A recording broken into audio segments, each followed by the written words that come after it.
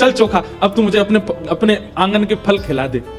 अपने हाथों से सुंदर छिलका उतार उतार करके श्री पंडरीनाथ भगवान को अपने हाथ से खिला रहा है चोखो मेला। भगवान ने 2-3 केला पाए और 2-3 केला पाने के बाद में भगवान बोले, ए चोखा सुन, अब मत खिला, अब बाकी के जितने बचे हैं ये सब मेरी पीतांबरी में बांध दे। चोखा बोला, वहां जाकर के पाओगे, सारे मेरे सामने ही पा लीजिए ना, आप बांध करके क्यों ले जा रहे हो, यहीं प्रेम से पालो। पंडरीनाथ भगवान बोले, अरे मैंने अपना तो पा लिया, ये बाकी के तो मैं पंढरपुर में रुक्मणी जी बैठी हैं, वो भी भूखी हैं, उनके लिए ले जा रहा हूं, उनको जाके मैं पवा दूंगा। आज चोखा तेरे ऊपर इतना प्रहार किया ना सबने, तेरे ऊपर इतना अत्याचार किया सबने, इसलिए मैंने और रुक्मणी जी ने आज भोजन ही नहीं किया, हम दोनों भूखे हैं। अब मैंने तो पा लिया, अभी रुक्मणी जी के लिए ले जाऊंगा।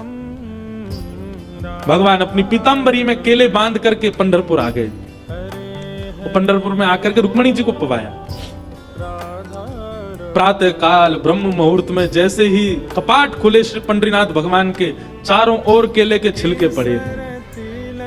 और केले के छिलके देख करके सब पंडा पुजारी बोले हम तो कपाट बंद करके गए, ये केला के छिलका यहाँ कैसे पड़े हैं, ये कौन लेके आया। तभी एक उनमें से बोले कल वो आया था ना, एक चर्मकार का बालक, वही अपने संग बांध के लेके आया था इतने सारे केले, उसको सुबह तो हमने मार पीट के भगा दिया, निश्चित ही वो कहीं से रात में आ गया है और रात में आकर के सब यहाँ खा करके गया है ठाकुर जी के आगे।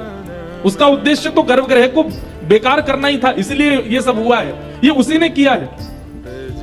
और सब पंडा पुजारी नाराज हो गए, अपने हाथ में डंडा ले करके कमर कस के सब पहुंच गए चोखो मेला के घर। और वहां पहुंच करके घर से निकाल करके फिर पीटा उनको, फिर मारा। चोखो मेला घर में सो रहे थे और घर में जाकर के वहां से घसीट करके उनको मारा सब। बोले, अरे दुष्ट पापी, तुझको मंदिर में नहीं जाने दिया तो रात्रि तू गर्भगृह में घुस गया।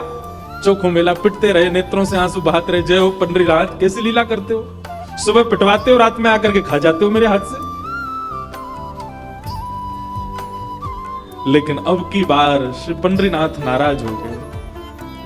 पंडा पुजारी सब अपना काम करके चोखो मेला के साथ थोड़ी हाथापाई करके सब जैसे ही वापस आए, पंढरपुर में श्री पंडरीनाथ भगवान के मंदिर के मुख्य द्वार सारे अपने आप बंद हो गए और भीतर से ठाकुर जी ने ताला लगा लिया, लॉक कर लिया, बंद हो गए ठाकुर जी मंदिर के अंदर। सबने अथक प्रयास कर लिया लेकिन एक भी द्वार नहीं खुल पाया।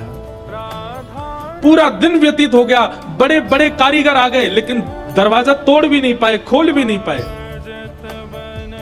तब अंत में सबको लगा हमने कोई अपराध किया है। चारों ओर पंडा पुजारी और बड़े बड़े वेदज्ञ, बड़े बड़े मनीषी सब बैठ गए, हाथ जोड़ करके पंडरीनाथ भगवान की स्तुति गाने लगे। बोले, नाथ हमसे कोई अपराध हुआ तो आप हमें बताएं, दंड दे दें, लेकिन इस प्रकार नाराज होकर मत बैठो।